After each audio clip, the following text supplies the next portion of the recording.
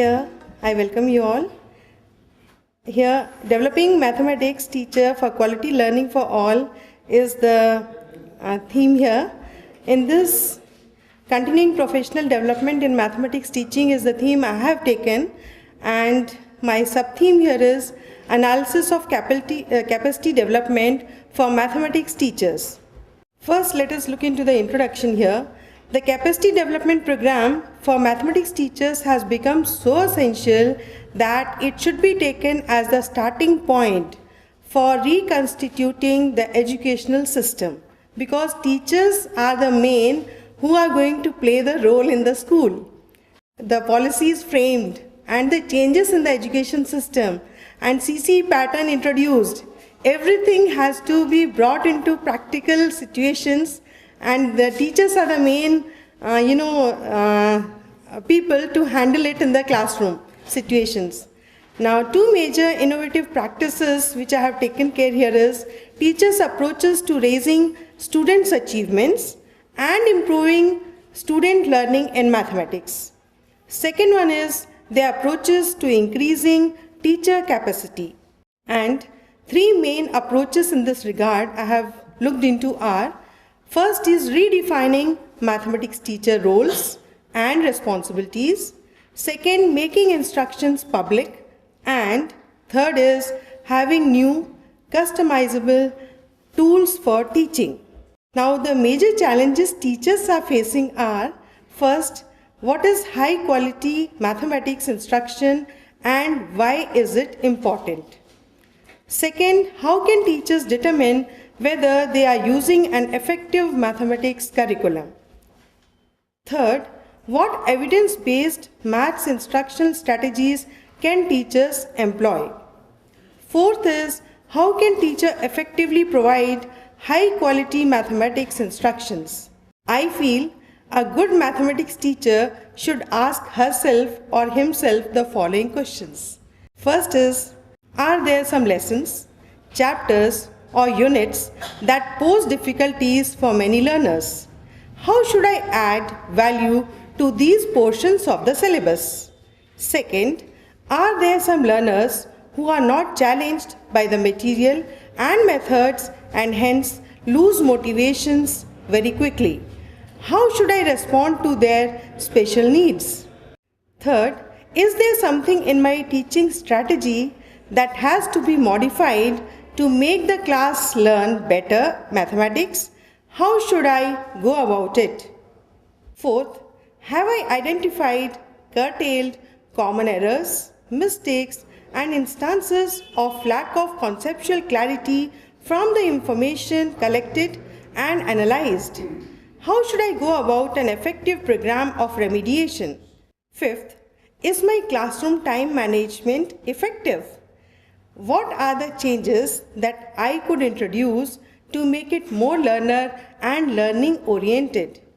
Sixth, how can I involve all the stakeholders more actively in what I am doing for the benefit of my learners? Last, what are my own needs of professional development? How can I fulfill them in a continuous manner? Now, in this, what all I have worked, these are my just efforts, what I have made for professional development of a teacher.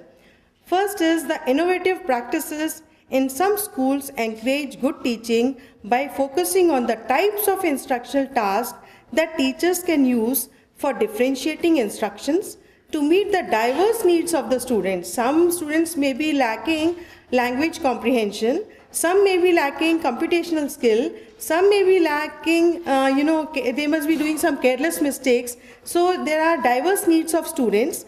Encourage the use of academic vocabulary and by providing various entry points for students to learn the mathematical concepts. Now, language is a big problem. Suppose I'm coming from Muradabad, that is UP. So the schools at rural areas, their teachers are speaking in Hindi, teaching in Hindi, and same NCERT books are being taught, but they are teaching in a different way, not the way we are doing it. So language is a big problem there. In case they don't teach in Hindi there, the child will not understand. So teacher has to come down to that level also, the main aim is the child should understand. So language is very important here. Then teachers should also analyze case studies and videos that show a range of teaching styles in order to better understand some obstacles to their own as well as their students' understanding. Teachers should receive training in assessment development. This is very important. As we are having CC pattern now, we are having our own ways of assessing students and our own methods. Different schools are following different methods. I have visited about 10 schools and I have different views from them I have collected. I'll share with you all. And the concepts of assessment for learning, which helps them understand how assessment can provide the information they need to improve their practices. In Kendriya Vidyalayas, we have cluster level evaluation of copies. We had it for 9th and 11th. Now at present it is for class 11. Teachers only teach in the school, but the papers are set at the regional level and also evaluated at cluster level. Their common pattern of evaluating the copies is decided beforehand and the assessment of the copies is done. I feel that is a better way of evaluating, that is avoiding so many types of partialities and other some factors which teachers may develop with a student while teaching, maybe because of some happenings. So that is taken care if it is the copies are evaluated by some other examiner. He is expert in the subject, so any teacher can evaluate the copy. So that should be the criteria. Assessment should be done in a proper way. Fifth is, for further capacity development programs, the leadership opportunities can be organized within a large group of teachers consisting of urban and rural CBSE schools. Sixth is, making instruction public means deprivatization instruction, which is a powerful means for changing teachers' practice. Fifth point here, see, for further capacity development programs, the leadership opportunities should be there. I have seen very enthusiastic teachers even in villages. They are enthusiastic, but the problem with them is they have never been taught in that way which we expect them to teach. The way they were taught, they are teaching in the same way. Now, if we want them to perform better, we should give them proper professional development courses. Only then we can expect. What is their fault? The teacher taught them in that pattern and they are continuing in the same pattern. Now when we told them, when we asked them to do it, they took interest and they came forward with alternate solutions to their better classroom situations. And in the sixth point, making instruction public is very important. If you take it in a collaborative way and not evaluative way, if somebody is coming and suggesting me, madam, this is not the proper way of teaching. This topic you could have taught with the PowerPoint presentation, or you must have used some other teaching method, or this class I had taken in a activity-based method, that was a better option. You should follow this. So what should be my attitude towards it? I should welcome that suggestion. Instead of taking a negative attitude towards it, I should go with a positive attitude. Yes, it's a good suggestion. Next time I'll try to follow the same which you have suggested. This should be the main aim of this point here, making instructions public. Suppose some mentor or facilitator, my vice principal or principal comes and suggests me some method, I should take it as a positive advice. Then, making instructions public allows teaching and learning to be captured in multiple ways from multiple sources, giving teachers regular feedback so that they can continually work on improving their teaching. Then we have ThinkQuest at KV, digital diary, e-portal of NROER, that is National Repository of Open Education Resources. They are the major platforms for teacher making instruction public.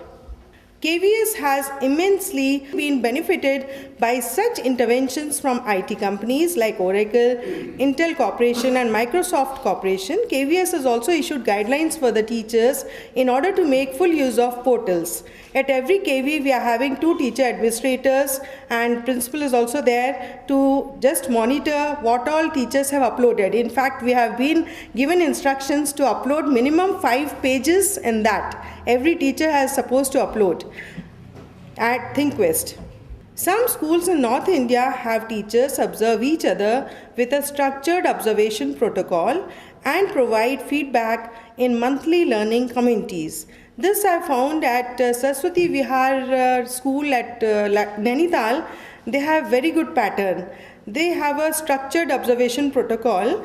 They have 3 schools are there, suppose. So all maths teachers will come together, and they have decided like one particular school will be the venue, and that day, only that particular day, some teachers of this particular school, which is the venue, they will be teaching, and the other teachers will be watching her teaching. And after that, they have discussions and they work positively on that. How, like, they'll give positive comments. This lesson could have been in this manner, or the performance was very good. This type of suggestions are made, and that is coming up very well because a teacher knows in advance after 15 days I am going to present something, so she will prepare beforehand. In that, what happens, the teacher who is not even good makes all her efforts to at least work for that particular day, and slowly the talents grow in. It may be in science class, it may be in language class, she can do some, she does some activities and she shows. So by that method, they come to, it's a get together also in their school. They have this meeting and they have common lunch and all. So they have, this is a good positive practice I found there. And some boarding schools in Doon Valley of Uttarakhand state, they have a goal of getting rid of walls of classrooms and building a culture of openness, sharing among teachers, students and parents.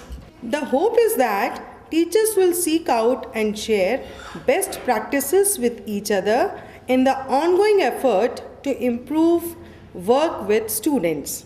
Then, such meetings have helped encourage teachers to stop working in isolation and to open their classrooms and their practices to general observation. I should never feel that nobody should watch my class. I should in fact welcome my colleagues, and I should ask them what could have been my better performance and what suggestions I should be taking into account for further classes. They use data to promote discussions with teachers about how to learn from these observations, experiences. The culture surrounding these observations is of course collaborative and not evaluative. Some public schools of NCR, they have also embedded into the teaching culture a teacher feedback and evaluation system that includes regular observations by mentors, peers and supervisors. We in KV, I think so many teachers of KV are sitting here, principals and vice principals, they come to our class, they have a class observation format, they fill up in that the points like what teaching aids were used by the teacher, has the teacher corrected the copies timely, has she planned her lesson properly, was her class very interactive, interesting. These type of things are there, and they are supposed to mention their suggestions, and later we are made to note down. That also brings in a good professional development in our own self if we take it again in a positive manner. Now, at the beginning of the year, here teachers must set goals using a summative rubric as a guide. Yesterday we were discussing about rubric. Now, the rubric may cover the 4 dimensions: classroom management and culture, instructional planning and delivery, social responsibilities and social value systems. This detailed rubric helps observers identify the areas in which teachers need the most help and support, which enables them to customize mentoring and coaching in the feedback to help improve teacher pedagogy. Throughout the year, teachers receive feedback from their peers, from supervisors, and from students. At the end of the school year, the summative rubric, along with their course material, program on development goals, self-evaluation, self-evaluations, self-reflections, and administrator reflections, students' performance, and students' feedback is also used to evaluate a teacher's performance. In all the schools like Kendriya Vidyalaya Sangathan, Navodaya Vidyalaya Samiti, APAR annual performance appraisal reports are maintained on the similar pattern. In this also, there are points like what are the professional courses you have attended during this academic year? What are the other workshops you have attended in this year? Such type of points are there, which is again reminding a teacher of her responsibilities. Is she missing out that since 4 years or 5 years? Then she need a review. So such type of things are maintained in APAR. I think that is also a good point for any teacher to keep in touch.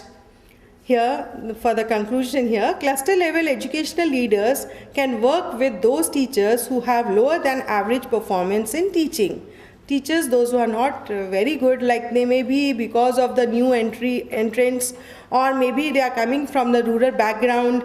For them, cluster level education leaders can be appointed, and they can conduct meetings from time to time, and that lacuna can be dealt with.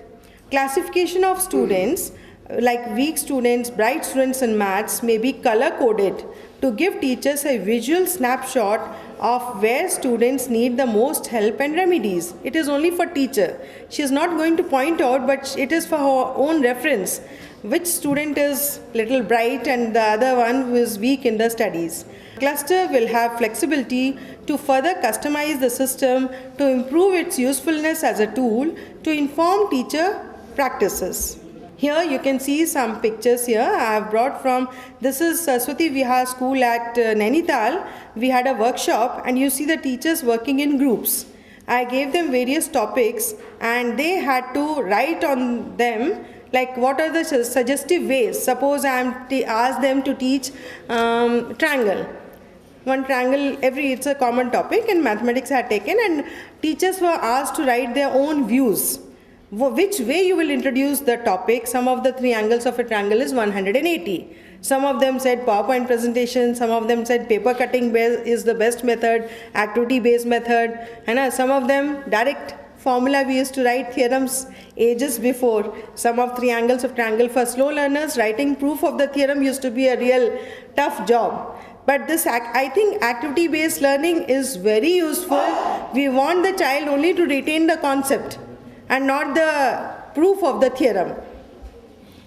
Here again, teachers performing group activity. Here, the innovative methods being suggested at the CCE workshop. Here we have capacity building program. This was a Doon Valley School at Budhana. This is the school where Mr. Obama had visited when he was in India. And the specialty of the school I would like to share here. All the teachers have same dress.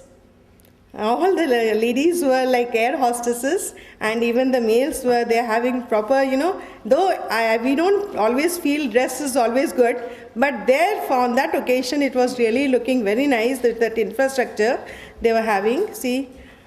And the methods, when they were asked proper questions, teachers themselves suggested alternate methods, discussing classroom situations with them.